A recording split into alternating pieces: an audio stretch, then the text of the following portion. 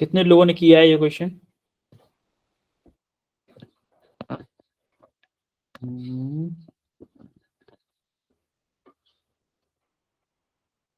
शगुन, नीलम, अंकुश, 3 लोगों ने किया है। सर किया है। क्या है answer Shagun? Good evening, sir. Very good evening Vanshika. Good evening sir. Very good evening Anmol. क्या आंसर आया है? Sir B. B 80 newton second. और नीलम आपका क्या आया है?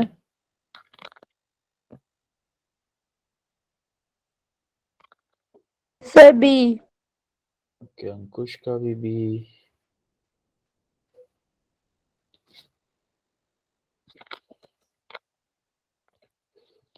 कि थोड़ा सा और वेट करते हैं क्योंकि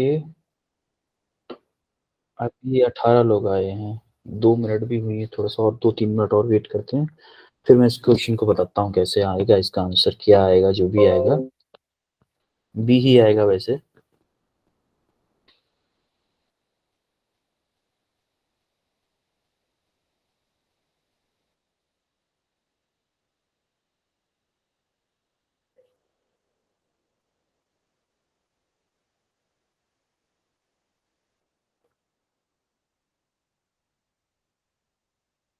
वैसे इसके नोट्स आपको मिल गए थे ना? Yes sir. तो नोट्स में से ही Yes, तो नहीं, sir. नोट्स में से ही तो नहीं कर चीटिंग कर ली आप लोगों ने? Sir. No sir. ओके, चलो, चीटिंग नहीं करनी चाहिए वैसे।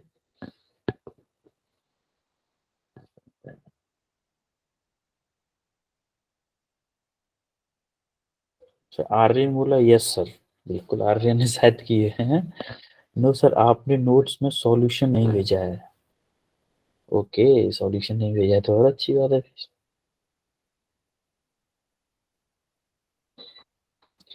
भेज दूंगा इस क्लास के बाद में पूरे एनएलएम के। अभी जो आपके पास पार्ट्स में नोट्स होंगे, जैसे किस अलग अलग NLM, first law, second law के, थर्ड लॉ के, फ्री बॉडी डायग्राम के, न्यूमेरिकल एप्लीकेशन के, कंस्ट्रेंट मोशन के, सबके अलग अलग नोट्स होंगे। अभी मैं एक नोट्स भेजूंगा जिसमें पूरा एनएलएम होगा, पूरा एनएलएम होगा और सारे क्वेश्चन, सॉल्यूशन, सब कुछ होगा उसमें। वो नोट्स भेज दूंगा आपको। और वैसे आपको नोट्स के लिए जो अवंती फेलो की वेबसाइट के बारे में पता है ना आपको?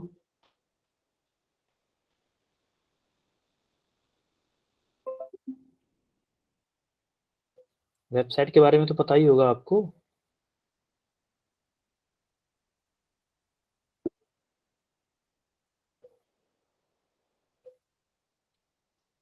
हाँ, तो वहां से भी डाउनलोड कर सकते हो आप नोट्स। यस ओके, वहां से भी नोट्स, असाइनमेंट, सॉल्यूशन, सारी चीज जो भी आपको जरूरत है हर सब्जेक्ट का। हाँ बेटा, द्वारा भेज देंगे। जो वेबसाइट का लिंक है वो भी मैं द्वारा भेज दूंगा आपको।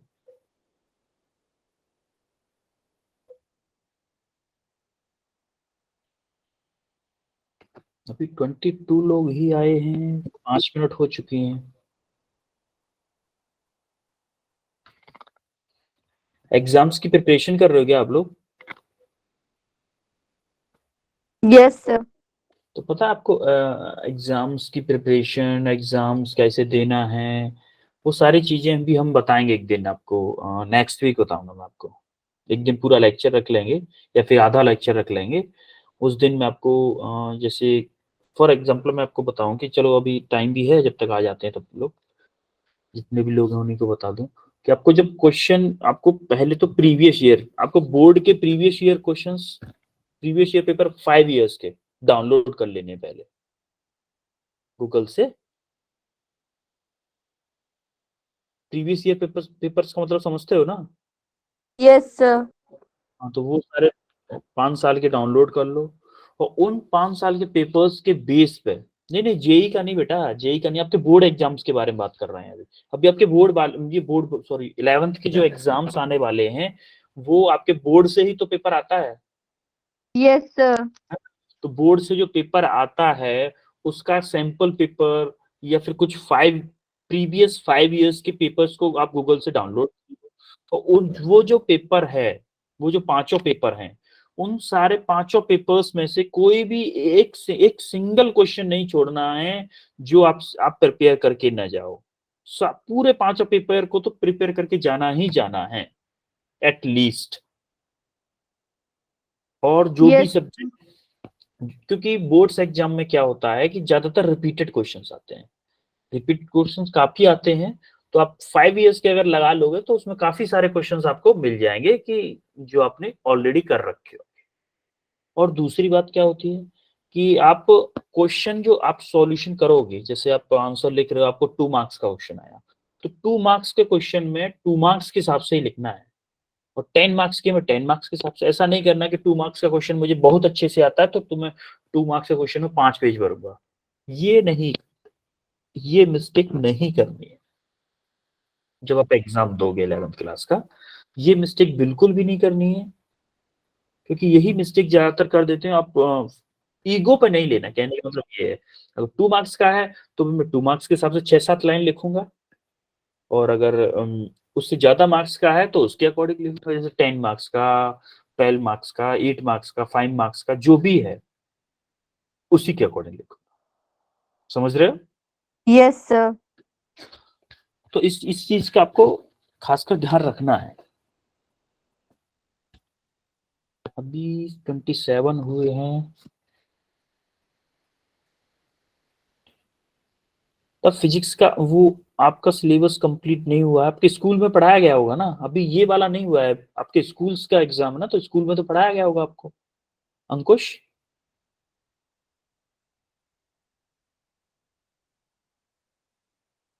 आप अनम्यूट करके भी बोल सकते हो अंकुश, आप मैसेज में बोल रहे हो तो आपको टाइप करने में भी प्रॉब्लम हो रही होगी, अनम्यूट कर लो खुद को, बोल दो, बोल सकते हो आप। बट वहां कंप्लीट नहीं हुआ है तो हमें तो अब आप क्लास 24 तक लेते हैं हम, 24 के बाद में आपको प्रिपरेशन के लिए टाइम दे देंगे। और मार्च का मंथ तो आपकी एग्जाम होंगे ही, तो मार्च के मंथ क्लास होंगी नहीं आपकी, फिर हम अप्रैल में जाके मिलेंगे।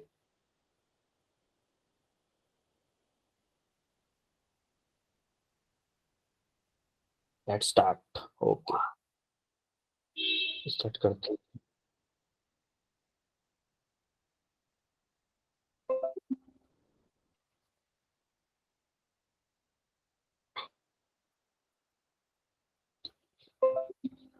ये क्वेश्चन जो था आपका, आपको जो होमवर्क में क्वेश्चन मिला था, अच्छा ये बताओ हम एक्सेलरेशन को क्या लिख सकते हैं? एक्सेलरेशन इसमें क्या है, इस क्वेश्चन क्या है? The acceleration of a body starting from rest, initially rest से स्टार्ट हो रही है, starting from rest, a equal to दिया हुआ है उसने, एक्सेलरेशन का एक्सप्रेशन दे दिया है क्या, 13 माइनस के 0.1 second, sorry S, S second नहीं, वो एस है, 13 माइनस के 0.1 एस। अब देखो एक्सेलरेशन और आपका डिस्प्लेसमेंट का रिलेशन दिया हुआ है भाई, एक्सेलरेशन डिस्प्लेसमेंट के टर्म में दिया है कि नहीं, और मास दिया है कितना, मास कितना दिया हुआ है 2 kg, है कि नहीं? Yes, sir. आपको क्या पूछा, क्या है, its momentum when displacement is complete, 100 metre जब वो चल लेगा उस टाइम पे हमें क्या पूछा है, मोमेंटम पूछा है। तो क्या हमें एक्सेलरेशन को, एक्सेलरेशन क्या होता है, The velocity upon. Dv by Yes. dt होता है कि नहीं? अब देखो क्या, अब हमें चाहिए क्या, acceleration in terms of displacement चाहिए, acceleration in terms of displacement चाहिए। तो क्या मैं यहाँ पे क्या करूं कि डिस्प्लेसमेंट में आ जाए, क्या करूं बताओ, कोई आइडिया? कैसे किया आपने, जिन्होंने आंसर, जिन जिन लोगों का आंसर आ चुका है, कैसे किया था उन्होंने? डीएस का मल्टीप्लाई और डीएस का डिवाइड कर दूं, जैसे देखो मैं डीएस का अगर मल्टीप्लाई कर दूं और डीएस का ही डिवाइड कर दूं, क्या इस नंबर पर कोई फर्क पड़ेगा, पड़ेगा क्या? तो सर इसको मैं क्या लिख सकता हूँ, क्या मैं इसको ये लिख सकता हूँ कि dv by d s into d s by d t, ये लिख सकता हूँ कि नहीं? Yes, sir. तो dv बाई ds क्या होगा? तो ds by dt, sorry, ds by dt क्या होता है? अरे ds by dt velocity velocity है। तो आपका एक्सेलरेशन क्या हो जाएगा? एक्सेलरेशन को क्या मैं ये लिख सकता हूँ, velocity into dv by dt, dv by ds, ये लिख सकता हूँ इसको। ये वेलोसिटी हो गया dv बाई ds ये है। तो इधर देखो, ds को आप इधर भेज दो, क्या हो जाएगा? ads इक्वल टू vdv, हो गया कि Yes, नहीं? sir. a की वैल्यू पुट करो यहां से, ये 13 माइनस के 0.1 s, ये वैल्यू पुट कर दी, ds equal to v dv। आपको आप दोनों साइड में इंटीग्रेट कर दो, इंटीग्रेट कर दो। अब दो इंटीग्रेट करोगे तो क्या आएगा? इंटीग्रेशन। अब आप डिस्प्लेसमेंट देखो, इनिशियली किस पे है? रेस्ट पे है। Sir, D. इनिशियली रेस्ट पे है कि Yes, नहीं? sir. तो लिमिट कैसे लगाएंगे? लिमिट कैसे लगाएंगे? इनिशियली अगर रेस्ट पे है तो डिस्प्लेसमेंट 0 से 100 मीटर। Yes, sir. 0. भाई Oh. रेस्ट पे है, रेस्ट पे हमने मान लिया उसको ओरिजिन, जो रेस्ट पे था उसको हमने ओरिजिन मान लिया।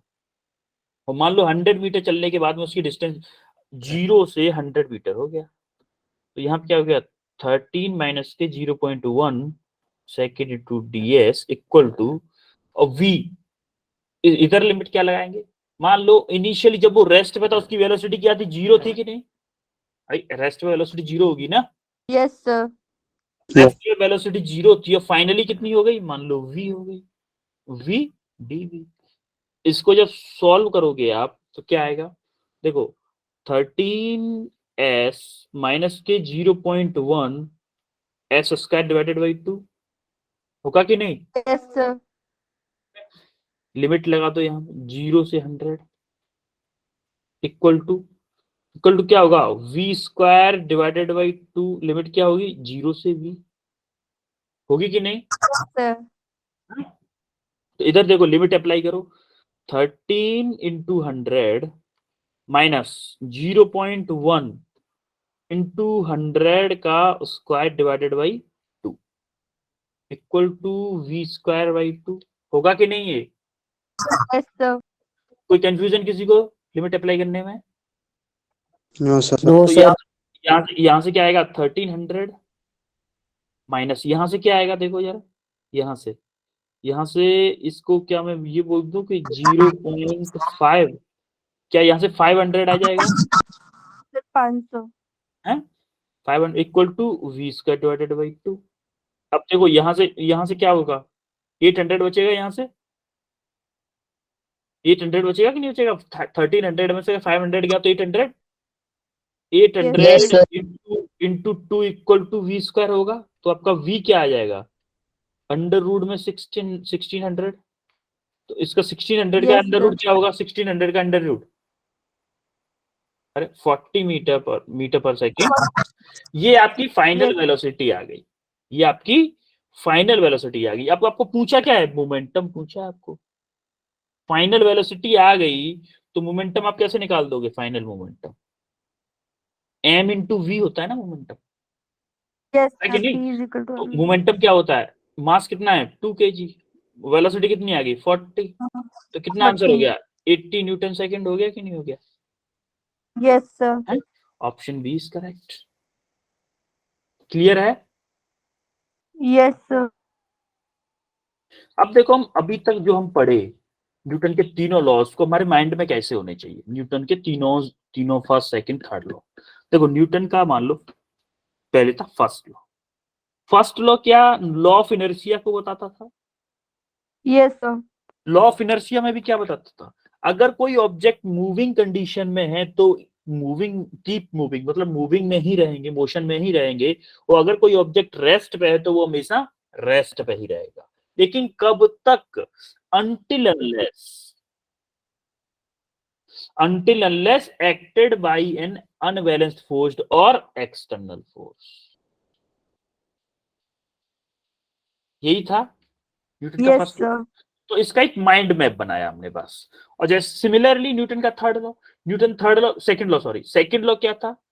F इक्वल टू ma था कि नहीं था? Sir. F equal to ma था, तो क्या यहां से मैं ये बोल सकता हूं कि F is directly proportional to acceleration? Yes, sir. तो यहां से mass is inversely proportional to acceleration. ये मैंने आपको Yes, sir. ग्राफ भी बताए थे, अगर आपको याद हो तो। इधर क्या बता था, एफ ए वाला ग्राफ जो था वो हमारा स्ट्रेट लाइन था। सिमिलरली हमारा एम ए जो ग्राफ था वो क्या था, ऐसे करके था कि नहीं था? Yes, sir. सिमिलरली आपका थर्ड लॉ आया। थर्ड लॉ क्या होता है, एक्शन रिएक्शन का पेयर होता है। Yes, sir. अगर आपका एक्शन ऐसे लग रहा है तो क्या आपका रिएक्शन फोर्स ऐसे लगेगा, जस्ट उसके opposite, equal and opposite. Yes, sir. Equal and opposite. ये रहा था आपका अभी तक न्यू एनएलएम। यहां पे आपका एनएलएम का एंड होता है। एनएलएम का एंड होता है। अभी मैं आपको ये स्क्रीन रोक के इस स्क्रीन को हटा के और मैं आपको भी दूसरी स्क्रीन शेयर करूंगा आपके साथ में। Just wait a second. Friction start होगा इसके बाद में हमारा क्या स्टार्ट होगा? अच्छा, फ्रिक्शन। Friction. तब तक मुझे ये होता है फ्रिक्शन होता क्या है। आपने कहाँ कहाँ देखा है डेली लाइफ में, कहाँ कहाँ पे देखा है फ्रिक्शन को? किसी यहाँ सर हम सर यहाँ चलते हैं सर। हाँ, सर हम फ्रिक्शन के कारण ही चलते हैं। ओके। सर हम लिखते हैं। हैंड रेस, पहले हैंड रेस करो आप लोग। हैंड रेस करो, कौन कौन बताना चाहता है मुझे फ्रिक्शन के बारे में, कि उनसे मैं एक एक करके पूछूंगा। फिर एक एक करके हैंड रेस करो सभी लोग, जो जो बताना चाहते, कोई भी डेली लाइफ एग्जांपल, कुछ भी जो आपने देखा हो, आपको लगता हो कि यहाँ पे फ्रिक्शन लगता है और ये होता है फ्रिक्शन। अरे कुछ भी बता देना यार, गलत बताना मैं सही करूंगा ना। आप गलत बताओगे मैं सही करूंगा, लेकिन आपका बोलना बहुत जरूरी है क्लास में। आप कुछ बोलोगे तभी मुझे पता चलेगा कि आपको कितना लेवल तक आता है, मुझे किस लेवल से पढ़ाना है।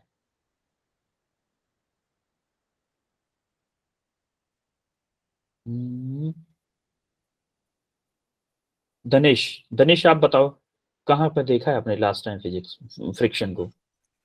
Sir car. कार में कहाँ पे, कैसे मतलब? पूरी कार फ्रिक्शन थोड़ी ना होती है बेटा। अब वो चलती है तब। कार के पहियों के और रोड के बीच में फ्रिक्शन है ना, ये बोलो कि कार के व्हील्स जो होते हैं, जो पहिए होते हैं, उसके और रोड के बीच में जो फ्रिक्शन फोर्स, रोड के बीच में एक फ्रिक्शन फोर्स लगता है। सर मैंने वहां पे फ्रिक्शन फोर्स देखा था। सही कह रहा हूँ ना मैं? Yes sir. सही कह रहा हूँ ना मैं? Yes sir. ओके अच्छा, अब बताएंगे वंश चौधरी। वंश, आप बताओगे?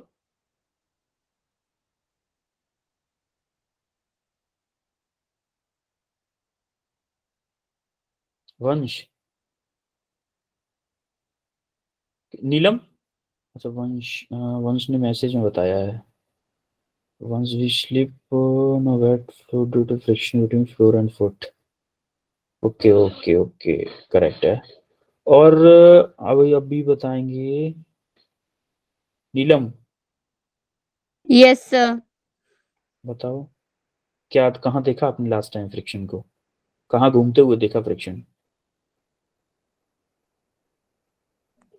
सर हम चलते हैं तो फ्रिक्शन के कारण ही चलते हैं।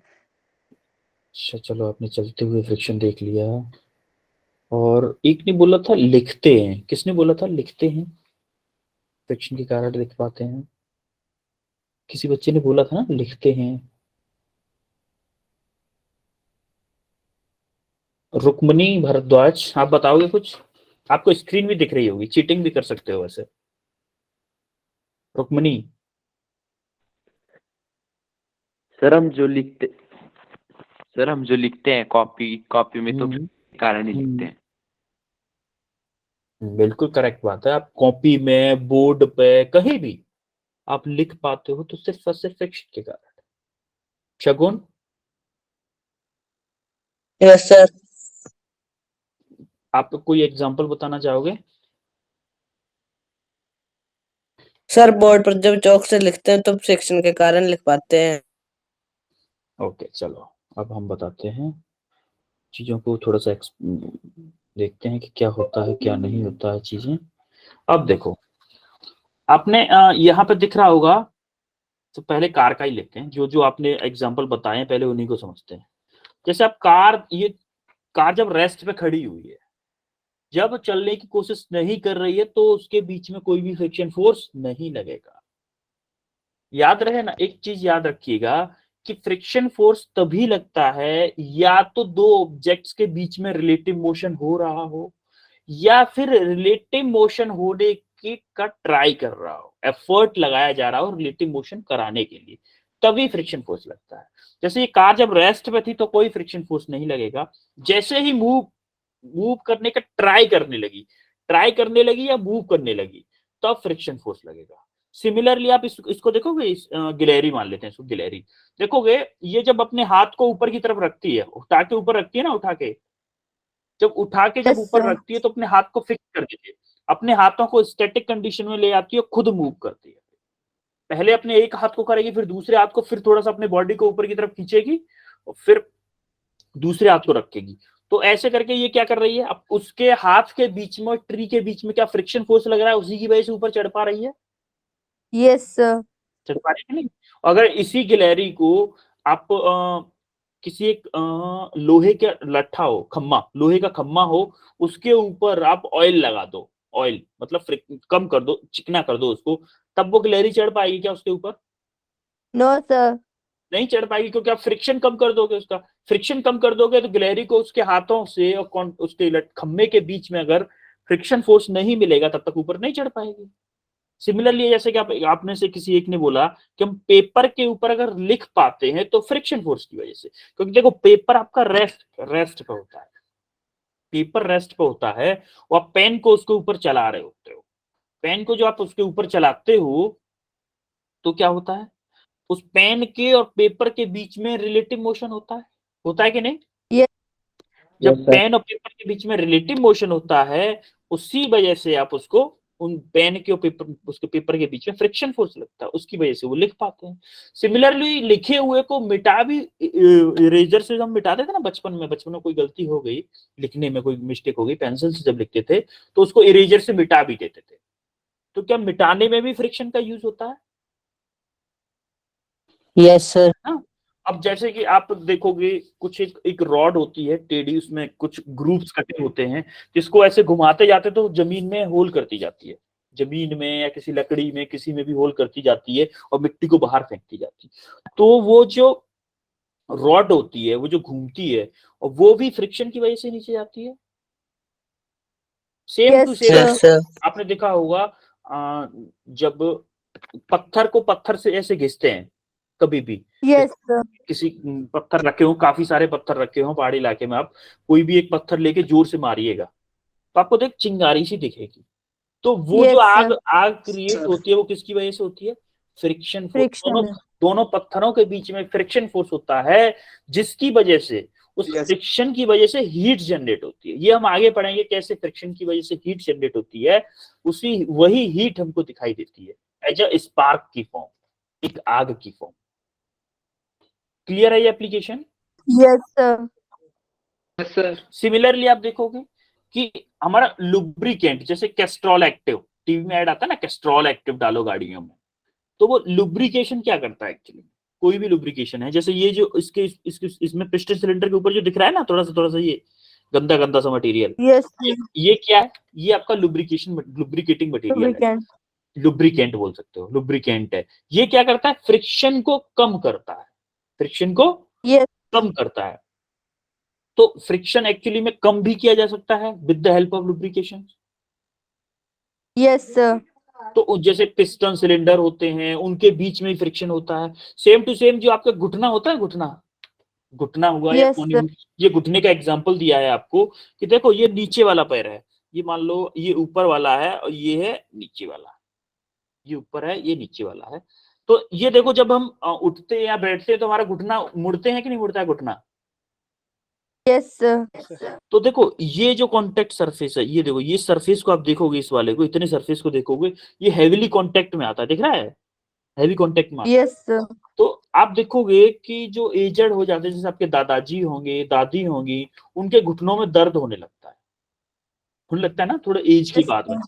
तो उनमें एक्चुअली में क्या होता है कि ये जो साइनोवियल फ्लूइड है, ये जो साइनोवियल एक फ्लूइड होता है जो कि इस जो कॉन्टेक्ट सरफेस है उस फ्रिक्शन को कम करता है, जिससे कि हमारा क्या होता है, फ्रिक्शन फोर्स कम लगता है और दर्द हमारा कम होता है। जैसे अभी आप अभी की एज में देखोगे तो उसमें साइनोवियल फ्लूइड जो होता है वो काफी मात्रा में होता है, तो फ्रिक्शन फोर्स बहुत कम लगता है जो आपको पता नहीं चल पाता। जैसे जैसे एज बढ़ती जाती है तो इसकी फॉर्मेशन बहुत कम हो जाती है। जैसे इसकी फॉर्मेशन होगी तो ये हड्डी से हड्डी का कांटेक्ट होगा, होगा कि नहीं होगा? Yes, sir. जैसे ही ये हड्डी से हड्डी का कांटेक्ट होगा तो ये क्या होगा, दोनों के बीच में फ्रिक्शन फोर्स लगेगा और वही फ्रिक्शन फोर्स की वजह से पैरों में दर्द होने लगता है, घुटनों। तो ये जो Yes, sir.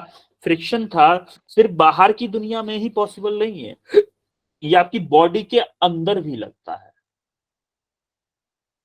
समझ Yes, में आ रहा है? sir. ये आपकी बॉडी के अंदर भी फ्रिक्शन फोर्स लगता है। इसलिए इस कंफ्यूजन में न रहें कि नहीं नहीं सर फ्रिक्शन फोर्स तो हमारी बॉडी के आउटसाइड ही लगता है, बस अंदर तो लगता ही नहीं कभी। अंदर भी फ्रिक्शन फोर्स लगता है। क्लियर है? Yes, sir. Yes, sir. अब देखो दो पॉइंट ऑफ व्यू आते हैं किसी चीज को देखने के, एक मैक्रोस्कोपिक एक माइक्रोस्कोपिक। मैक्रो मतलब बड़ा बड़ा,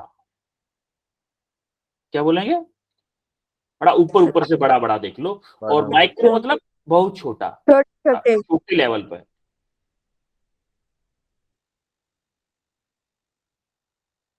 छोटे लेवल पे आपको याद हो तो माइक्रोस्कोपिक स्टडी मैक्रोस्कोपिक स्टडी हमने फिजिकल वर्ल्ड में भी की थी। यानी वहां पे भी मैंने आपको बताया था जो हमने अपनी आंखों से देख पाते हैं या फिर हमने जनरली हम अपनी आंखों से देख के कुछ कंसेप्ट बनाते हैं उसको हम बोलते हैं मैक्रोस्कोपिक, और किसी चीज को माइक्रोस्कोपिक से देखते हैं मतलब बहुत ही बारीकी से देखते हैं उसको हम बोलते हैं माइक्रोस्कोपिक। तो मैक्रोस्कोपिक भी मतलब हम अपनी आंखों से जो देख पा रहे हैं, आंख दिख रही है पहले वाले में, और माइक्रोस्कोपिक मतलब जो हम अपनी आंखों से नहीं देख पा रहे हैं लेकिन हम एक माइक्रोस्कोपिक की हेल्प से उसको देख रहे हैं। देख आंखों से ही रहे हैं लेकिन माइक्रोस्कोपिक की हेल्प से देख रहे हैं, इसलिए उसको क्या बोलते हैं, माइक्रोस्कोपिक व्यू। Yes, sir. अब हम आते हैं मेनली मैक्रोस्कोपिक पे। Macroscope when two surface are in contact, जब दो सरफेस कांटेक्ट में होते हैं तो electromagnetic force act between microscopic particle between the bodies. जैसे कि आप किसी भी बॉडी को देखोगे किसी भी सरफेस पे, हर एक सरफेस में कुछ ना कुछ रफनेस होती है। परफेक्टली स्मूथ सरफेस दुनिया में कोई नहीं होता, परफेक्टली स्मूथ। जैसे कि ये कोई फर्स्ट वाला क्रिस्टल होगा, सिंगल क्रिस्टल, कोई ऑब्जेक्ट होगा ऊपर वाला, और ये कोई नीचे, इनके बीच में कोई ऑब्जेक्ट रखा हुआ है बीच में। तो हमने क्या किया है, इस एरिया का हमने थोड़ा सा जूम बनाया, जूम पॉइंट ऑफ व्यू बनाया, थोड़ा सा बड़े लेवल पर बनाया। तो हमने देखा कि ऊपर वाले के कुछ ऐसे करके सरफेस था। ये जो हमको आंखों से चिकना दिख रहा है ना, चिकना आंखों से जो चिकना दिख रहा है, एक्चुअली में वो सरफेस कैसा था, इस टाइप का था एक्चुअली। और जैसे येलो वाला था, येलो वाला भी हमको एकदम चिकना से दिख रहा है, हमको स्मूथ लग रहा है, हमारी आंखों से दिखने पे ये स्मूथ है। लेकिन जब आप दीवार को देखोगे, आप आंखों से दीवार को देख रहे हो, आपको स्मूथ दिख रही होगी, लेकिन आप उस पर जब Yes, sir. आप हाथ फेर के देखो दीवार पे, तो उसमें थोड़ा थोड़ा आपको हाथ में फील होगा कि नहीं यार स्मूथ नहीं है, इसकी भी कुछ ना कुछ रफनेस है, कुछ Yes, sir. रफनेस। सिमिलरली आप दीवार अगर पास में नहीं हो तो अपने हाथ को देखो, आपके हाथ में खुद रफनेस है, आपका हाथ भी परफेक्ट स्मूथ नहीं है। देखोगे उसमें थोड़े थोड़े गड्ढे गड्ढे से लाइंस हैं, कुछ छोटी लाइंस हैं, कुछ बड़ी बड़ी लाइंस हैं, है Yes, कि नहीं, sir. परफेक्ट। तो सिमिलरली इस वाले सरफेस में भी कुछ होगा, कुछ इस वाले सरफेस में होगा। तो उन दोनों में कुछ एटम्स भी होंगे, एटम्स Yes, होंगे, sir. न्यूक्लियर, न्यूट्रॉन होंगे, इलेक्ट्रॉन होंगे, प्रोटॉन होंगे। तो उन दोनों इलेक्ट्रॉन्स के बीच में एक इलेक्ट्रोमैग्नेटिक फोर्स लगता है, इनके बीच भाई ये मान लो इन इलेक्ट्रॉन्स के बीच में दोस्ती हो जाती है, इनके बीच में Yes, sir. दोस्ती हो जाती है। दोस्ती का हम उस दोस्ती की वजह से, जैसे आपका दोस्त कभी दूर जा रहा हो तो आप बोलोगे यार रुक जाना थोड़ी देर, हम साथ में चलते हैं, Yes, साथ में sir. चलते हैं। ये जब इन दोनों ऑब्जेक्ट्स के बीच में, जब ये एटम एटम के बीच में दोस्ती हो गई है, तो ये ऑब्जेक्ट जब इधर मूव करना चाहता है और ये वाला ऑब्जेक्ट जब इधर मूव करना चाहता है, रिलेटिव मोशन, तो ये क्या करते हैं, मना करते हैं। मना करते हैं मतलब अपोज करते हैं। तो इस दोस्ती में जो फोर्स लगता है, एटम एटम इलेक्ट्रॉन इलेक्ट्रॉन के बीच में जो फोर्स लगता है, उस फोर्स को क्या बोलते हैं हम? Electromagnetic force. क्या बोलते हैं? Yes, sir. Electromagnetic force. अब देखो, इस दोस्ती की वजह से क्या होता है, ये ऊपर वाला चाहता है और नीचे वाला भी चाहता है हम आगे, मतलब दूर ना हो, साथ में ही रहे दोनों। जब दोनों साथ में रहने के लिए मजबूर होते हैं, तो जो फोर्स इनको दूर ले जाने की कोशिश करेगा, क्या ये उसका अपोज करते हैं? Yes, oppose sir. करते हैं भाई। जैसे दो लोग, आपको दो फ्रेंड्स हैं, वो साथ में हमेशा जाते हैं, लेकिन हमारे पापा को पसंद नहीं है कि उसके साथ में न जाए। तो पापा क्या हो गए, वो फोर्स हो गए जो हमें हमारी दोस्ती को तोड़ना चाहते हैं। तो क्या हम पापा की बात का कभी कभी इग्नोर भी करते हैं कि नहीं पापा, हम अभी घर के सामने से साथ में नहीं जाएंगे, थोड़ा सा आगे आगे जाके मिल जाएंगे। Yes, sir. आप ट्राई क्या करते हो, जो फोर्स आपको अलग करना चाह रहे हैं, क्या उसका अपोज ही करते हो? Yes, sir. तो जैसे इनके बीच में दोस्ती हो गई थी, उसका अपोज कर रहे थे, तो किसकी वजह से? उस दोस्ती के में जो फोर्स लग रहा था, उसको हम बोलते थे इलेक्ट्रोमैग्नेटिक फोर्स। इलेक्ट्रोमैग्नेटिक फोर्स क्यों, किस वजह से होता है? एटम एटम्स के बीच में एक बॉन्ड बनना स्टार्ट हो जाता है दोनों सरफेसेस के बीच। जैसे ये है, ये मान लो ये वन बॉडी है, ये टू है, इस पे कुछ एटम्स होंगे, यहाँ पे इस सरफेस पे, और इस पे भी कुछ एटम्स होंगे। तो इनके बीच में जो बॉन्ड बनेगा, उसकी वजह से जो फोर्स आएगा, उसको हम इलेक्ट्रोमैग्नेटिक फोर्स बोलते हैं। और इसी इलेक्ट्रोमैग्नेटिक फोर्स की वजह से अगर हम इन दोनों ब्लॉक्स को अलग करना चाहें, उसका अपोज करता है, और उस अपोजिशन जितना अपोज करता है, उसी को हम बोलते हैं क्या? Friction force. Yes, sir. कुछ फील आया फ्रिक्शन फोर्स क्या होता है? Yes, sir. फील आया कुछ? बाकी लोग भी, नीलम के अलावा? Yes, sir. Yes, sir. Yes, sir. Okay, आगे बढ़े फिर। Yes, sir. अब देखो उसके बाद में एक माइक्रोस्कोपिक व्यू आया। अभी भाई एक बात बताओ, जब ये दोनों सरफेसेस रफ थे, तो क्या इनके बीच में इंटरलॉकिंग भी होती? अब इंटरलॉकिंग क्या होती है? देखो, मान लो ये जो थे मेरे नीचे वाले सरफेस की, जो खुरदरा टाइप का होता है ना, ऐसे करके, जैसे देखो इंटरलॉकिंग किसे बोलूंगा मैं, जैसे मान लो ये कोई सरफेस है, सर। वैसा बन गया, ये कोई सरफेस है, नीचे जो सरफेस है, हमारा दूसरा कोई सरफेस है, ऐसे करके कोई,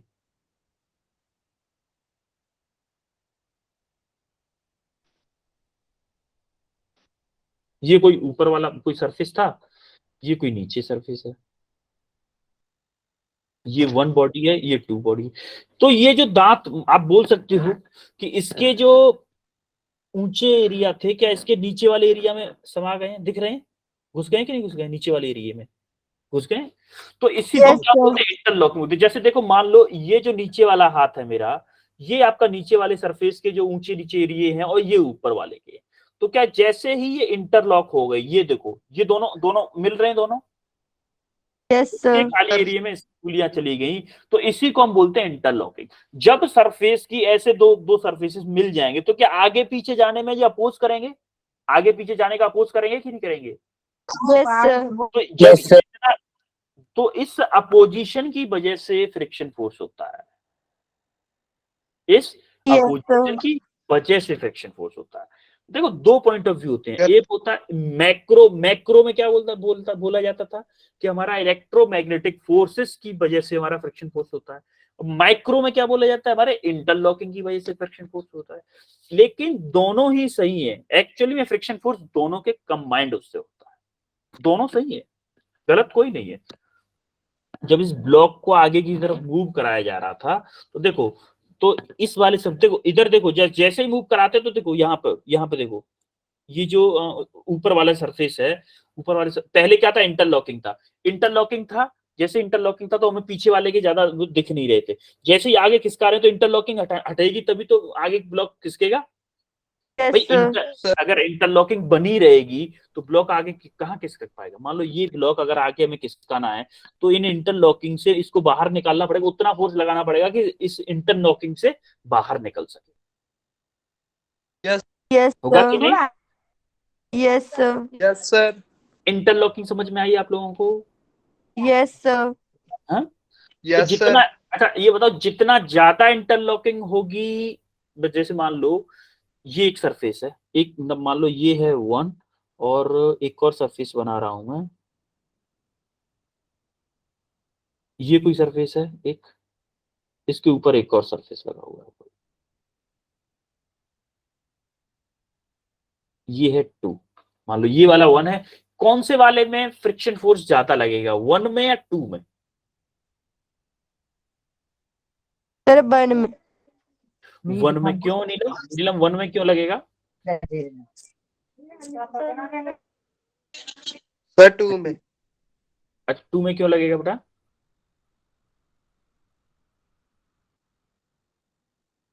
अच्छा ये बताओ आप कि आप तो ज्यादा एक इंटरलॉक हो रहा है।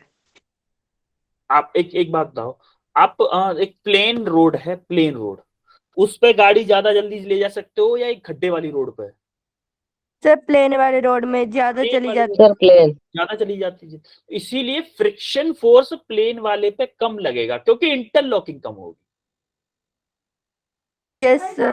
जो जिस सरफेस का जितना रफनेस ज्यादा होगा, जो सरफेस जितना ज्यादा रफ होगा, क्या उसमें इंटरलॉकिंग उतनी ज्यादा होगी? होगी कि नहीं? Yes sir. तो अगर इंटरलॉकिंग ज्यादा होगी तो क्या फ्रिक्शन फोर्स भी ज्यादा चाहिए, हमें फोर्स भी ज्यादा चाहिए होगा उस इंटरलॉकिंग को हटाने के लिए, तोड़ने के लिए। Yes sir. सर। उस इंटरलॉकिंग को तोड़ने के लिए जब फोर्स ज्यादा चाहिए होगा तो फ्रिक्शन फोर्स भी तो ज्यादा लगेगा, यस सर। लगेगा कि नहीं? सर। Yes sir. तो आप याद रखिए कि जितनी ज्यादा इंटरलॉकिंग उतना ही ज्यादा फ्रिक्शन फोर्स। क्लियर है? Yes sir. Yes sir. अब हम आते हैं कि एक्चुअली में जो हमारा इंटरलॉकिंग होता था, जो हम वेल्डिंग करते, जैसे कोल्ड वेल्डिंग, मैंने आपको पहले एक वर्ड बताया था, cold welding. cooled welding, when two surfaces are in contact only few point touch each other। यानी कि जैसे देखो अभी पीछे वाले में देखो, आप देख रहे हो यहाँ पे कुछ पॉइंट टच में आ रहे हैं, देखो एक यहाँ पे पॉइंट आ रहा है टच में, एक यहाँ पे आ रहा है, एक यहाँ पे टच में आ रहा है, एक यहाँ पे आ रहा है कि नहीं आ रहा है? तो जब दो सरफेसेस के बीच में इंटरलॉकिंग होती है तो क्या होता है, कुछ पॉइंट्स ही एक दूसरे के सरफेस के कांटेक्ट में आ पाते हैं, कुछ सरफेस ही एक दूसरे के सरफेस के कांटेक्ट में आ पाते हैं, तो उससे क्या होता है, प्रेशर इंक्रीज हो जाता है, which results increase in pressure between surfaces. और उस प्रेशर के इंक्रीज की वजह से ही हमारा क्या होता है, कोल्ड वेल्डिंग हो जाता है। आप देखोगे कोल्ड वेल्डिंग का मैं आपको एग्जांपल बताता हूँ। आपने सुपारी बचपन में खाई होगी, मान लो सुपारी है या कोई सतमोला वाला पाउच होता है, जो पाउच होता है उसको आप लोगे, नीचे किसी एक पत्थर पर रखो, ऊपर से ईंट थोड़ा सा ऐसे करके ईंट मार देना, तो उसमें क्या होगा, थोड़ा सा जॉइंट हो जाएगा प्लास्टिक में, जहां पे आपने फाड़ी थी वहीं पे आप करोगे एक जॉइंट हो जाएगा। आप कल करके देख लेना, मॉर्निंग में कोई पॉलिथीन देख लेना कोई भी, और जहां से फटी हुई थी वहां पे एक ऐसे करके गिट्टी मार के देख लेना, वहां से जॉइंट हो जाएगा।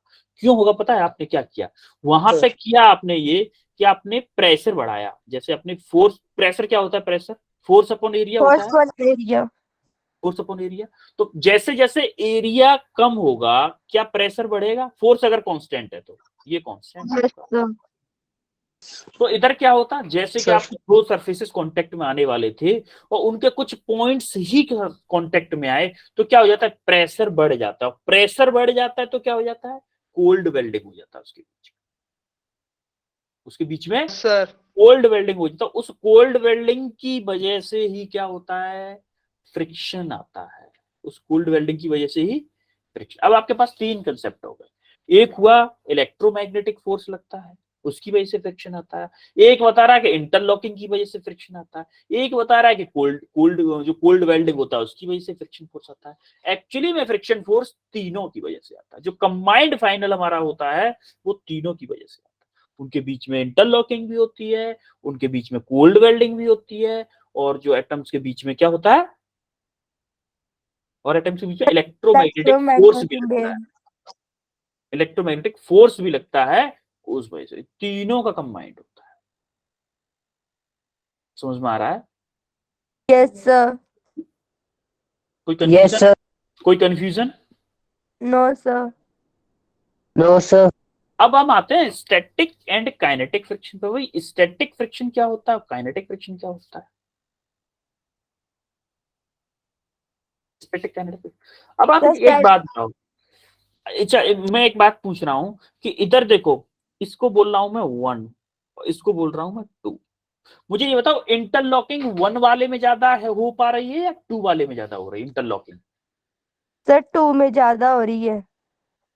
इंटरलॉकिंग की बात कर रहा हूँ। वन। नीलम, नीलम थोड़ा देख, एक बार देखो, दोबारा से देखो, अच्छे से देखो। 1 में ज्यादा इंटरलॉकिंग हो रही है, 2 में हो रही है? सर 1 में।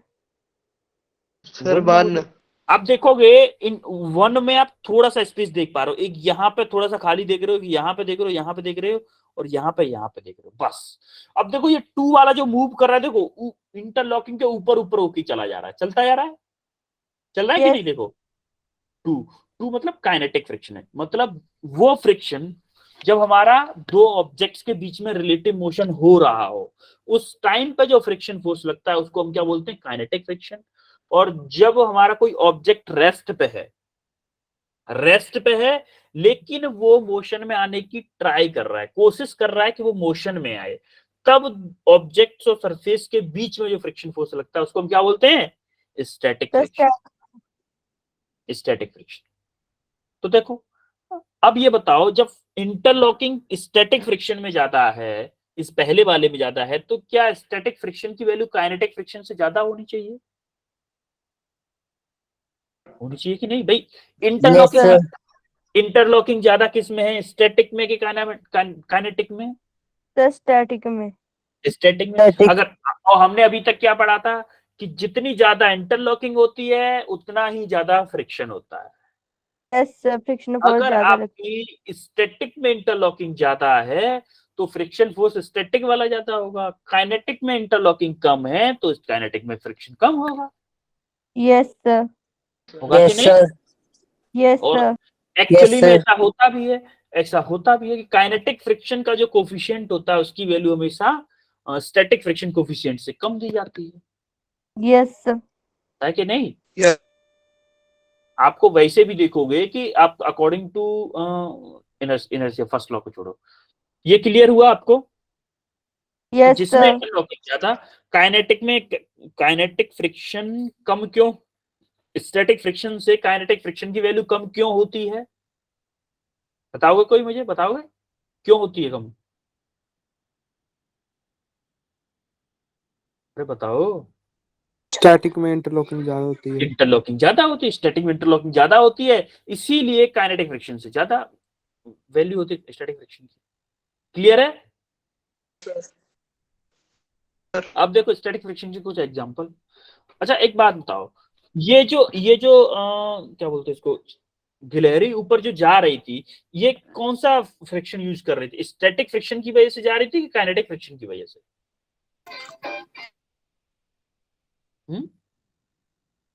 स्टैटिक। स्टैटिक, क्योंकि देखो देखो ये ऊपर जा रही है, फोर्स लग रहा है हाथों पे और पैरों पे, और जब ये ऊपर जा रही होती है उस टाइम पे देखो हाथ भी रेस्ट पे होते हैं और पैर भी रेस्ट पे होते हैं, बॉडी इसकी मूव कर रही होती है, इसकी जो बाकी शरीर है, बाकी बॉडी है, वो मूव करती है लेकिन हाथ और पैर रेस्ट पे रहते हैं, इसीलिए ये स्टैटिक फ्रिक्शन का यूज कर रही है ना कि काइनेटिक का। अब देखो ये वाला ब्लॉक है, मान लो ये रेस्ट पे है, तो इसका मास तो नीचे की तरफ लगेगा एनजी, लगेगा कि नहीं? Yes, sir. जब Yes, मास sir. नीचे की तरफ लगेगा तो देखो एक इधर कंपोनेंट जाएगा, एक इसका कंपोनेंट इधर जाएगा, तो इधर कंपोनेंट कौन सा आएगा इसका, इस डायरेक्शन में? अगर मान लो ये एंगल अगर थीटा है तो ये एंगल क्या होगा?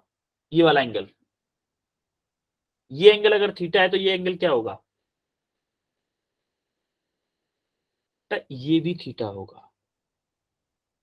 मैंने आपको बताया था कि जैसे मैं अगर यहां से इस वाले ट्रायंगल को ले लूं, कौन से को, मान लो यहाँ से इस वाले ट्रायंगल को ए और यहाँ से इसको गिरा लूं, यहाँ बी और सी, ये अगर थीटा है तो मेरा इस पे जो परपेंडिकुलर गिरेगा इस पे, ये एंगल भी मेरा थीटा ही होगा। ये आपको प्रूफ भी करवाया था मैंने, आपको याद नहीं है, भूल गए शायद आप, इसके क्वेश्चन भी किए थे हमने। जो एंगल Yes, ये sir. होता है वही Sir. एंगल ये होता है, तो mg का कौन सा कंपोनेंट आएगा इधर, इधर कौन सा कंपोनेंट आएगा mg का, साइन और cos, mg cos theta Sin mg theta. mg cos theta, mg cos theta, और इधर कौन सा आएगा mg Sin sin theta. Theta. तो आप देखोगे mg cos थीटा को तो नॉर्मल रिएक्शन बैलेंस कर देगी आपकी, mg cos थीटा को नॉर्मल रिएक्शन से बैलेंस कर दिया, तो इस पे एक फोर्स लगेगा, लग रहा है, फिर भी एक फोर्स लग रहा है, कौन सा, mg sin थीटा।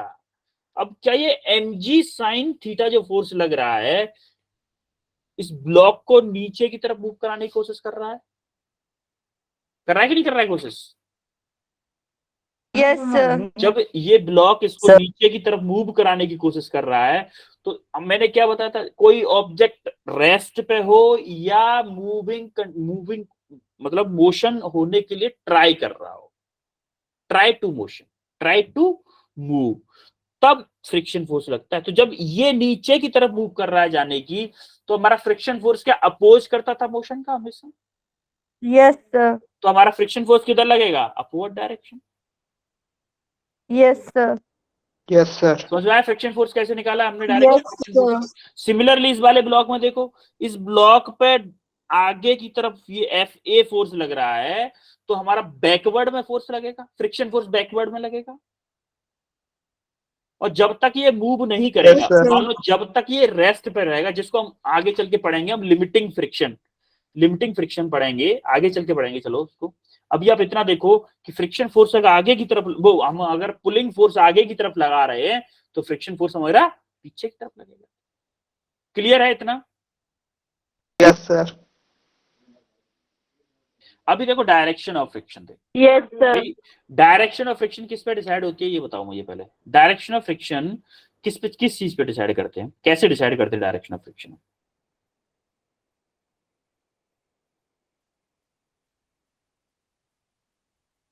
अगर मैं इस ऑब्जेक्ट को इस डायरेक्शन में खींचूं, इस डायरेक्शन में, तो फ्रिक्शन फोर्स किधर लगेगा, किधर लगेगा, अपोजिट डायरेक्शन। किधर, अपोजिट डायरेक्शन, मान लो इस डायरेक्शन फ्रिक्शन फोर्स क्यों लगेगा बेटा। देखो ये ऑब्जेक्ट मान लो 1000 केजी का है, मान लो 1000 केजी का है, तो और मैं फोर्स लगा रहा हूं 10 न्यूटन, क्या 10 न्यूटन फोर्स 1000 केजी के ब्लॉक को मूव करा सकता है। अरे मान लो ये रफ सरफेस है, स्मूथ नहीं है, रफ सरफेस है, तो मान लिया कि ये रफ सरफेस इतना था कि इसको मूव नहीं करा पा रहा था, इसको मूव नहीं करा पा रहा था, लेकिन ये 10 न्यूटन फोर्स क्या इसको मूव कराने की कोशिश कर रहा है। Yes, sir. इसको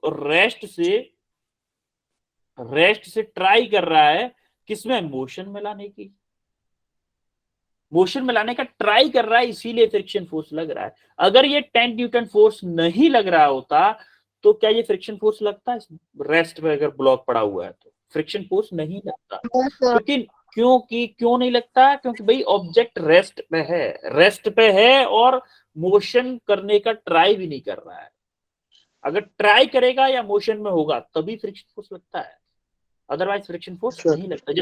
जैसे इस वाले को देखो, ये बंदा इस ब्लॉक को आगे की तरफ धकेलने की कोशिश कर रहा है, भले ही धकेल नहीं पा रहा है लेकिन कोशिश तो कर रहा है ना। तो ये जो बंदा है, Sir. ये वन बंदा जो है, ये वन बंदा है, इसके ऊपर एफ ए फोर्स इस डायरेक्शन में लगा रहा है। सिमिलरली फ्रिक्शन फोर्स क्या कर रहा है, इसका अपोज कर रहा है। जितना एफ ए लगा रहा है उतना ही फ्रिक्शन फोर्स उसके बैकवर्ड डायरेक्शन में लग जाता है, जिसकी वजह से किसमें रहता है, रेस्ट में रहता है। Yes, sir. तो डायरेक्शन किधर लगती है फ्रिक्शन फोर्स की, Yes, हमेशा sir. जस्ट अपोजिट डायरेक्शन में लगती है। मोशन जिधर रिलेटिव मोशन होने वाला होता है उसके जस्ट अपोजिट लगती है। इतना Sir. क्लियर हुआ, इतना Yes, clear हुआ? sir. Yes, sir. Yes, sir. अब देखो ये काइनेटिक फ्रिक्शन का, तो magnitude of kinetic friction is proportional to the normal force acting between block and ground actually में फ्रिक्शन काइनेटिक हो चाहे डायनामिक, दोनों फ्रिक्शन नॉर्मल रिएक्शन के डायरेक्टली प्रोपोर्शनल हो। सर फ्रिक्शन के उसके नॉर्मल रिएक्शन के Directly डायरेक्टली proportional। प्रोपोर्शनल होते हैं। अच्छा मुझे एक चीज बताओ, जैसे कि मैं एक ब्लॉक बनाया मैंने ये 10 kg का, कितना है केजी 10 kg, और एक ब्लॉक मैंने यहां पे बना दिया ये भी 10 kg का ही है, और एक पे फोर्स लगाया मैंने 10 न्यूटन हॉरिजॉन्टल, एक पे फोर्स लगाया मैंने ऐसे करके 10 न्यूटन, और दोनों का सेम सरफेस है, सेम ब्लॉक है।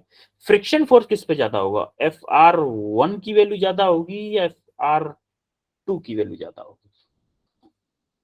आप ये चीज याद रखो कि फ्रिक्शन फोर्स हमेशा नॉर्मल रिएक्शन के डायरेक्टली प्रोपोर्शनल होता है, जिसका फॉर्मूला आगे चल के क्या बनता है कि एफ के equal to mu N, where mu क्या है, कोफिशिएंट ऑफ काइनेटिक फ्रिक्शन। ये जो सरफेस का जो कोफिशिएंट ऑफ काइनेटिक फ्रिक्शन होता है दोनों सरफेस के बीच में, उसके लिए हम म्यू यूज करते हैं। तो मुझे ये बताओ, एक ये मान लो मैंने 30 डिग्री पे लगाया है, तो मुझे ये बताओ कि Fr1 ज्यादा होगा या Fr2 ज्यादा होगा, दोनों में फ्रिक्शन फोर्स सर की किसकी वैल्यू ज्यादा होगी? FR2 सर Fr2 क्यों ज्यादा होगा बेटा? FR2 क्यों क्यों सर क्यों ज्यादा होगा? सर क्योंकि फ्रिक्शन जो फोर्स है वो अपोजिट। अपोजिट तो लगता है लेकिन वो तो नॉर्मल रिएक्शन के डायरेक्टली प्रोपोर्शनल होता है ना।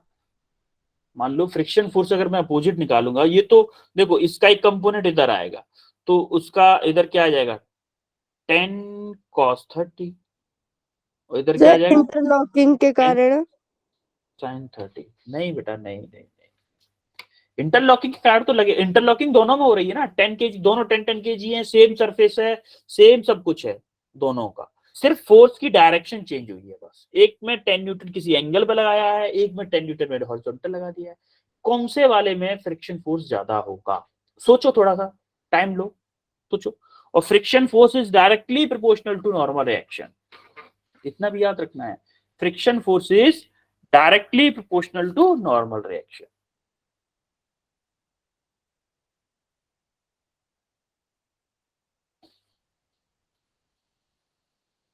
एक बार और सोचो।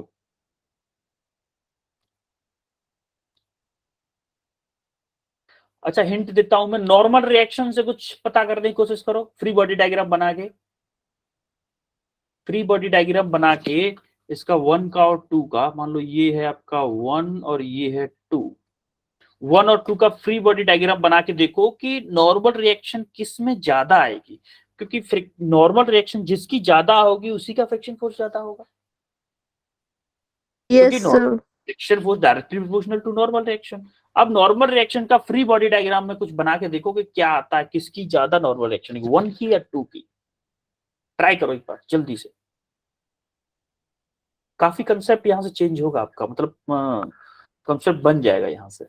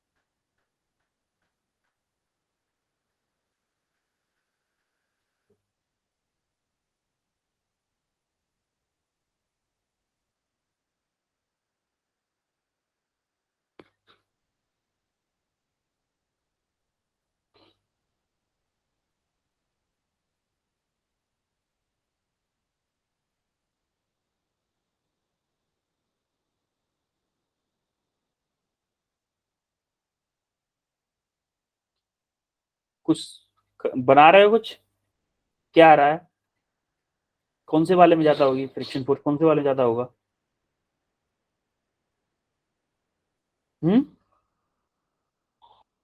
बताओ कुछ। सर 1 पे 1 पे। अच्छा एक बात बताओ, पर 1 में अच्छा एक बात बताओ, नॉर्मल रिएक्शन किस में ज्यादा होगी? सर 1 पे ही। 1 पे नॉर्मल रिएक्शन ज्यादा होगी। अच्छा ये बता, चलो मैं पहले 1 का फ्री बॉडी डायग्राम बनाता हूँ, ठीक है। यहाँ पे बनाते हैं 1 का। मान लो ये 10 kg का ब्लॉक है। क्या mg नीचे की तरफ लगेगा 10g? Yes sir. और इधर ये जो एक हॉरिजॉन्टल कंपोनेंट लगेगा, इसका क्या 10 cos 30, और एक वर्टिकल कंपोनेंट लगेगा 10 sin साइन 30। 30। Yes sir. और जो आपका जो नॉर्मल रिएक्शन है, क्या अपवर्ड लगेगा नॉर्मल रिएक्शन? Yes sir. लगेगा ना। तो मैं यस यहां से अगर मैं sigma F Y equal to 0 put करूं, sigma F Y equal to 0 put करूं नॉर्मल रिएक्शन निकालने के लिए, तो क्या मैं ये बोलूंगा अपवर्ड पॉजिटिव लूंगा, डाउनवर्ड नेगेटिव लूंगा? तो क्या n yes plus sir. n plus Yes, 10 sir. 10 sine 30 minus के 10 g इक्वल टू 0 होगा? होगा कि नहीं? Sir. Yes Yes, sir. sir. अभी मैं सिर्फ नॉर्मल रिएक्शन की बात कर रहा हूं, तो मेरा नॉर्मल रिएक्शन क्या आएगा? n 10g माइनस के 10 साइन 30 होगा ये? Yes sir. Sir. Normal reaction की Sir. वैल्यू ये आ गई आपकी। अब हम बात करते हैं सेकंड वाले की, सेकंड ब्लॉक की। सेकंड वाले ब्लॉक का फ्री बॉडी डायग्राम यहां पे बनाओ जरा। सेकंड वाले में एक 10 न्यूटन का फोर्स इधर लग रहा है, और mg आपका मान लो 10g आपका डाउनवर्ड लग रहा है, नॉर्मल रिएक्शन अपवर्ड लग रहा है। यही है। Yes sir. अब आप यहाँ पे sigma Sir. F Y apply करो, sigma F Y equal to 0, तो आपका n माइनस के 10g इक्वल टू 0। तो n कितना आ गया आपका 10g। तो मुझे ये बताओ कि ये जो n2 ले लेते हैं, चलो n2, इसको n2 लेते हैं, इसको n1 लेते हैं, क्योंकि थोड़ा सा डिफरेंशिएट हो जाएगा दोनों में, अलग अलग तो फिर तब भी हो जाएगा। अब मुझे ये बताओ n1 की वैल्यू ज्यादा है कि n2 की वैल्यू ज्यादा है? देखो n1 में 10g में से कुछ माइनस हो रहा है, और ये ओनली 10g है, तो n2 की वैल्यू ज्यादा है कि n1 की ज्यादा है? N2। n2 की वैल्यू ज्यादा है बेटा। देखो कुछ न कुछ सेम वैल्यू है, ये मान लो 100 न्यूटन है, ये 100 न्यूटन है, तो इसमें से कुछ माइनस हो रहा है। साइन 30 की वैल्यू क्या होती है? 1/2 होती है कि नहीं? अरे Sir. Yes sir. देखो यस सर। 10 इंटू 1/2 क्या ये 5 हो जाएगा? तो ये कितनी हुई 95 न्यूटन। ये n1 कितना आ रहा है 95 न्यूटन। इसको देखोगे तो क्या आएगा 100 न्यूटन आएगा कि नहीं आएगा? Yes, sir. Yes sir. n2 की वैल्यू आपको n1 से ज्यादा है, इसीलिए क्या होगा fr2 की वैल्यू आपकी ज्यादा होगी एज कंपेयर टू fr1 के। समझ में आया? Yes, sir. Yes sir. Clear हुआ कि नहीं?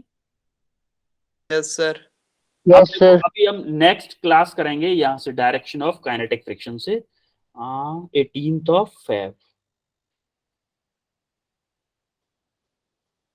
Okay, yes sir. अभी आपको सारे नोट शेयर कर दूंगा ग्रुप में। और अभी चलो फिर एंड करते हैं क्लास का आज की का।